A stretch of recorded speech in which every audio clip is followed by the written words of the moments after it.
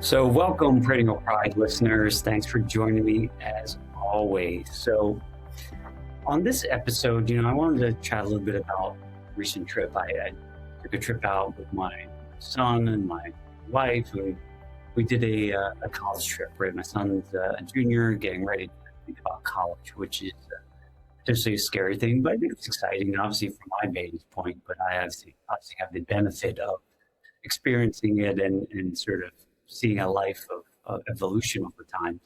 For my 16-year-old son, it can be a very scary environment and process. And so just like anything, you kind of get exposed to it. So we're going to see some schools in Arizona and just to kind of give exposure to a different world that obviously doesn't know that much about it. He's heard about it. And it's really just a fascinating thing as you look around, and obviously schools are a little bit different than when I went to school years and years and decades ago.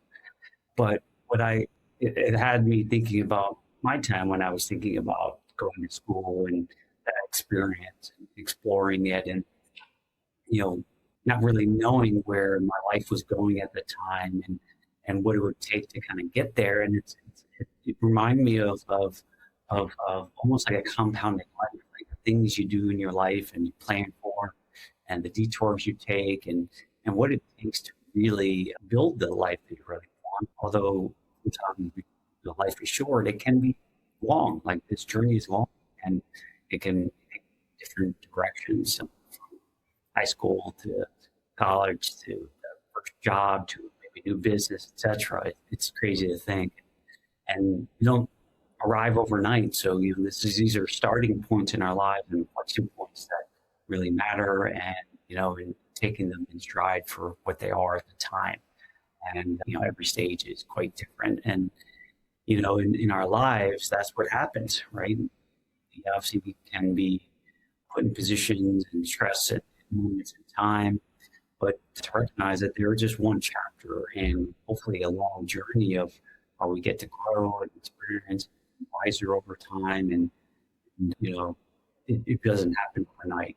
And we see that in all facets of our lives, right? Our finances, our health, our relationships with our family. And one of the core elements that I do see in all of it is that we have choices we're making on a daily, annual basis, whether we want to take the hard road or the road of more comfort and ease. And I always think about it from a perspective of we take the easy road now, which unfortunately down the road will likely result in something harder to deal with. Or conversely, we take the harder road, more challenging road that will down the road give us an easier life, or at least a life of freedom. Some basic examples going back to school, like, and this was my problem at the time. I used to, I wasn't getting ahead of it. I wasn't studying things, so I sort of crammed, right? So life got really hard at the end for tests. And that obviously changed that dynamic in my life and gotten more used to studying and learning consistently.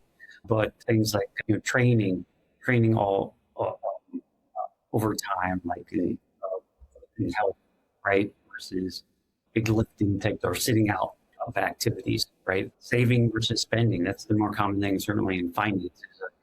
We have that challenge. We have positive cash flow, so we can build assets and invest, etc. What I often see is planning versus reacting. It takes a lot of time and effort to plan. They may not see certain results immediately, but the planning and thinking and strategizing takes some time and effort and can be difficult, challenging in our schedules.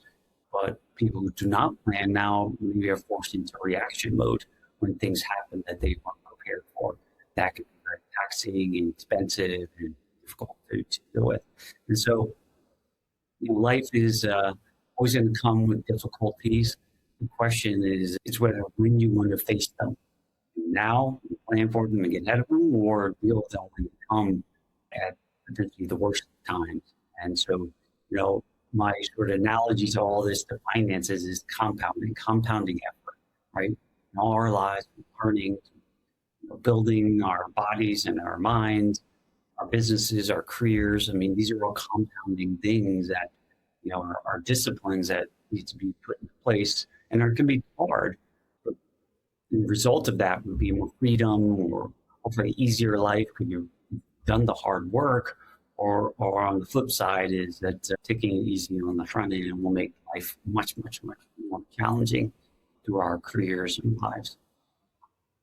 Now, let's equate this to our finances, right? Because that's the easiest connection point from a cheap versus expensive, right? I grew up in the world of trying to be as cheap and miserly as possible as I watched those my parents maybe have not disciplined in their wealth.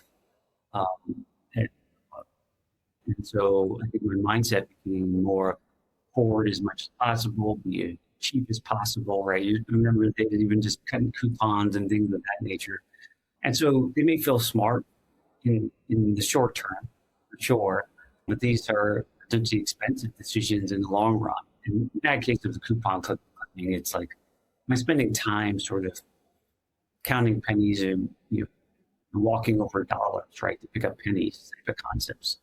And we may be reluctant in normal cases to spending on things that can protect us and bring us wealth in the future because we don't want to spend it now. But they can be very expensive down the road, very costly. It goes back to planning. Like some people don't want to plan or spend money on planning, so they try to do themselves or don't do much at all, and then things happen, and now their families are fully exposed, and things happen that become very expensive to them, potentially catastrophic down the road. And there's nothing wrong to doing it yourself, but I think there's always a scenario where it makes sense to have some other folks provide some support and expertise and thinking so you can sort of make better decisions and more ones that can be, account for new opportunities or a broader lens of strategies. Some people are waiting, like this happening last year from the tax side, trying to wait to the end of the year to do tax planning. Well, there are potentially fewer options available to do anything. There might be not enough capital because you haven't planned for it. So then the options become limited as to what you can do. And, so then, you lose out. I'll spend the money to do them, so it frees up my time to be able to do other things in my life that are important, not only business and finances, but time with family, working out, those things that are more beneficial to me, and sort of thinking about that in a little bit different way. So cheap is often, I like this quote, cheap is often a down payment on expensive.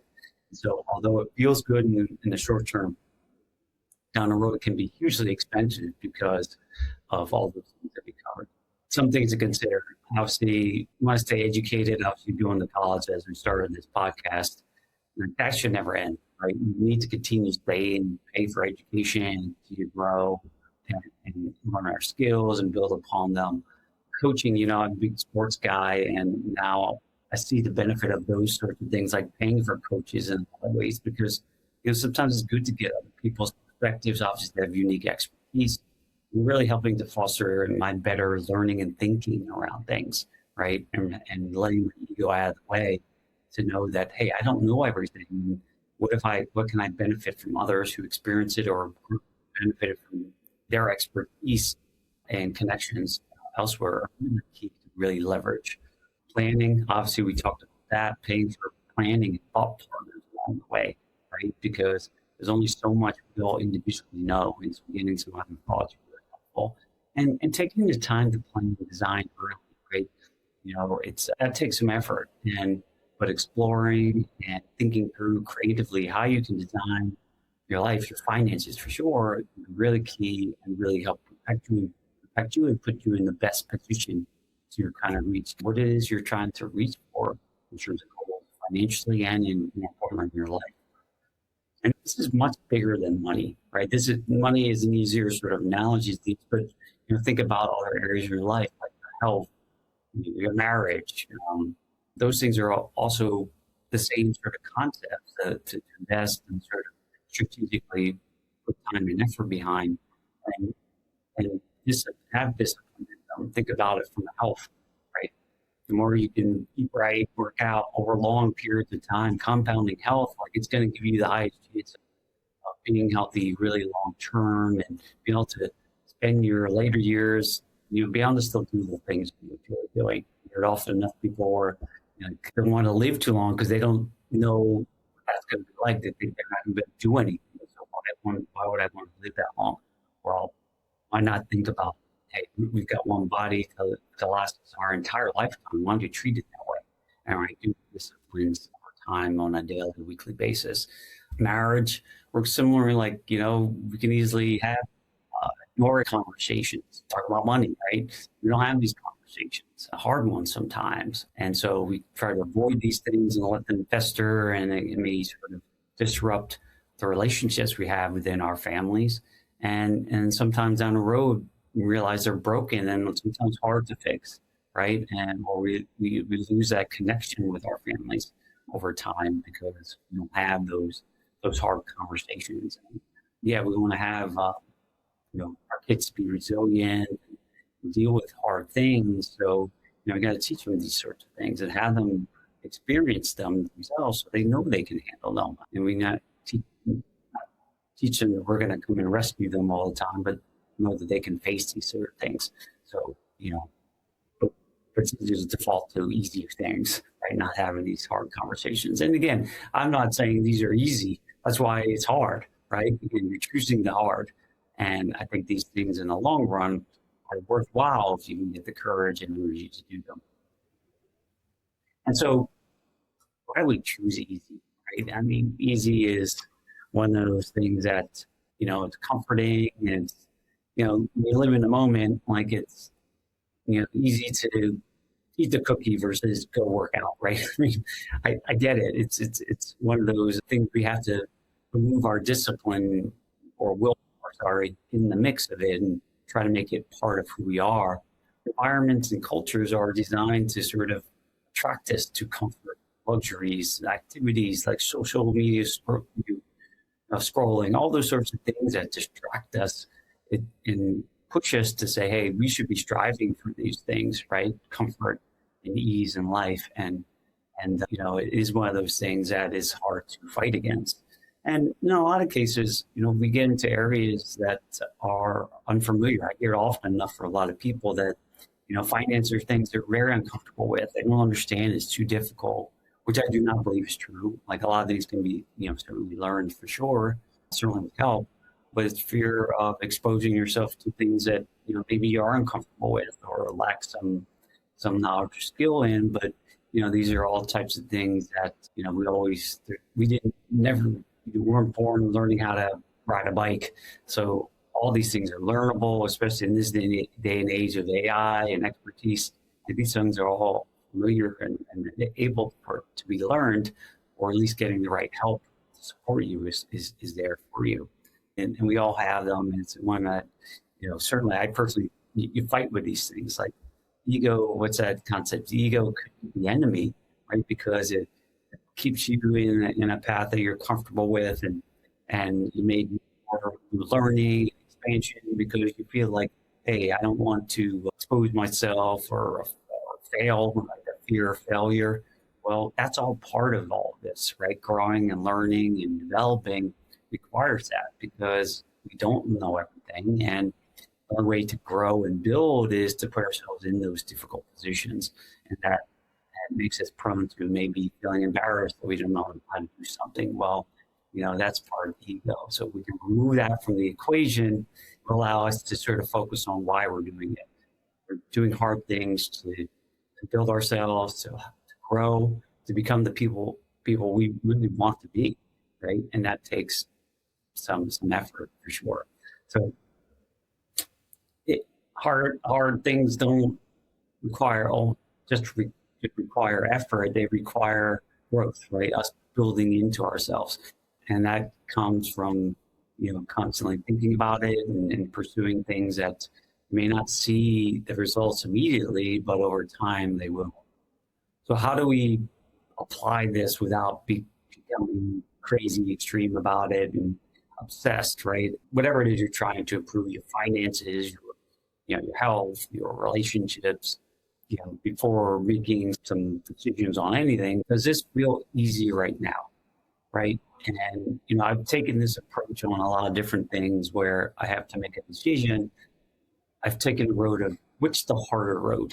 Because that's probably the one I should be going down because I'm trying to ignore that, even though I know I could have a huge benefit, but it's hard, right? So I take the road. If it's too easy, that's giving me a symptom of, hey, maybe I'm trying to go and veer to the comfort level. Thinking about if I make this decision, what's the cost of this later, right? For me down the road, and thinking future wise. And so this takes some certainly creativity and thinking more deeply about it, but and taking the scenarios of what are those negative things that could happen if I take this approach. And I think it's always healthy to do anyway, just so you're prepared and really help you in your thinking about it, not just what could go right, but what could go wrong. And so you have that idea in your mind of what could happen, and so it help your broader decision making. I think that's a thing to do. Does this feel uncomfortable right now? Again, this goes back to the hard thing. If it does, and that's probably a good sign, right? It's pushing you out of your natural inclination to do things.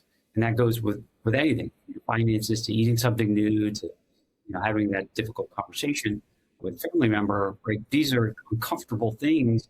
And we know with being uncomfortable, that's where you start growing. You get more comfortable with those things. And that's what life is about, right? Is continue to push and push, because once you get to one level, it now pushes into another one, right? And that's the fun of it, I think, right? Because you challenge yourself to see where you can take it. And I said, I'm always like to be warm. And I said, well, what if I, at the last 30 seconds in my shower, I turn it to cold and withstand that and sit there? And this is more of a stoic sort of philosophy, to put yourself in hard positions so you can toughen yourself up to know you can do hard things, and that we can control our minds and bodies and our thoughts more than we ever thought we could. And after doing it over and over again, now I'm disciplined with it. I look forward to it because it shows you that I have control over mine. I can deal with that. I always thought that was just a scary thing, and it gets me fired up and puts me in the power position of knowing that I can do hard things. So I just put my mind to it, and I take some steps and courage. What else in this world can we do, right? And lastly, if I do this thing or to make this decision, how might this make life easier 5 years, 10 years down the road, right? We're always trying to, we live in the present, but we have to think about our future, a vision of where we want to go. Right? Think about your finances and where do I want to, if I'm in business, do I want to exit this business down the road, 5, 10 years around the maximum amount of dollars to sell this business? What are the things I'm doing now to help? Does that help that? Right? Is this investment in my business do that? Right? Does that better position? These are things we just think about and then recognize could be a detriment or not. Taking the low road and not taking that educational course or whatever, or hiring that new employee or whatever, is that going to help you get there, right? Into the vision that you hope for. So, hopefully this really gives you a sense, because life is hard either way.